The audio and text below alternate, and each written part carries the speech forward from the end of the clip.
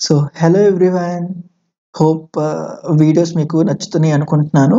And మనం ఎప్పటిదాకా అరేస్ని ఎలా ఇన్సర్ట్ చేయాలి అని ఎలా రిట్రీవ్ చేయాలనేది ఆ ప్లేలిస్ట్లో చూసాం కదా.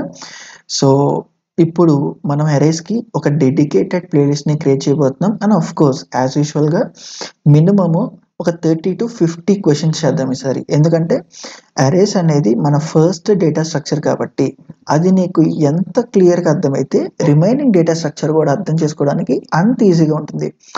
సో కేవలం దానికోసమే నేను మినిమం 30 నుండి 50 క్వశ్చన్స్ చేయాలి అనుకుంటున్నాను.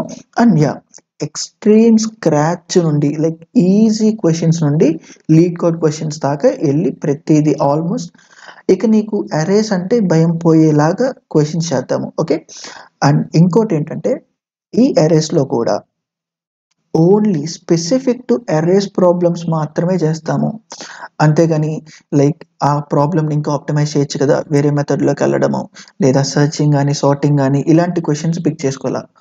ఓన్లీ డెడికేటెడ్గా అరేస్ మ్యానిపులేషన్స్ మాత్రమే ఉంటాయి. ఓకే. అండ్ ఇంకొక చిన్న అప్డేట్ ఏంటంటే కొంతమంది పైథాన్లో కూడా చెప్పొచ్చు కదా, సో ఇంకా ఈజీగా ఉంటుంది, ఇప్పుడు అదే ట్రెండింగ్గా ఉంటుంది అని అంటున్నారు. బేసిక్గా ఏంటంటే నా గోల్ డిఎస్ఏని కన్వే చేయడము.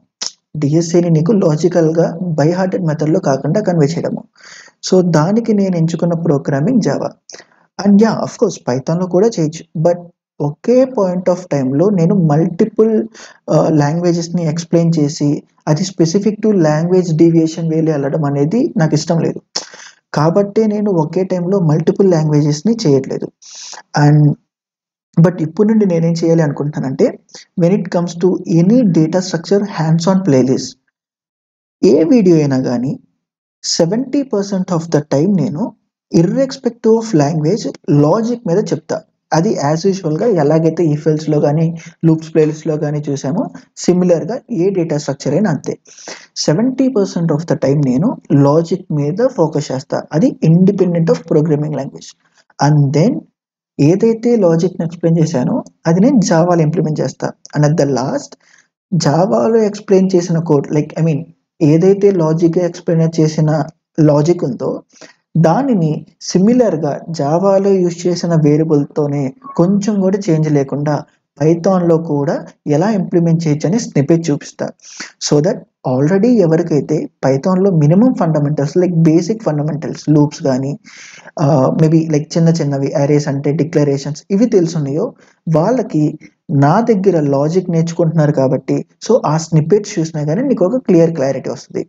సో దట్ నువ్వు నా వీడియోస్లో లాజిక్ని ఫాలో అవ్వచ్చు and at the end Python snippet కూడా చూపిస్తా కాబట్టి నీకు పైథాన్లో కూడా ఎలా ఇంప్లిమెంట్ చేయాలనే క్లారిటీ వస్తుంది. ఓకే. సో ఈ అప్డేట్ని ఇవ్వాలి అనుకుంటున్నాను. అండ్ నెక్స్ట్ వీడియో నుండి యాజ్ ఇట్ ఈస్గా మనము అరేస్ని స్టార్ట్ చేద్దాము అండ్ వెరీ స్క్రాచ్ నుండి. Okay. So that's it for this video. Thank you.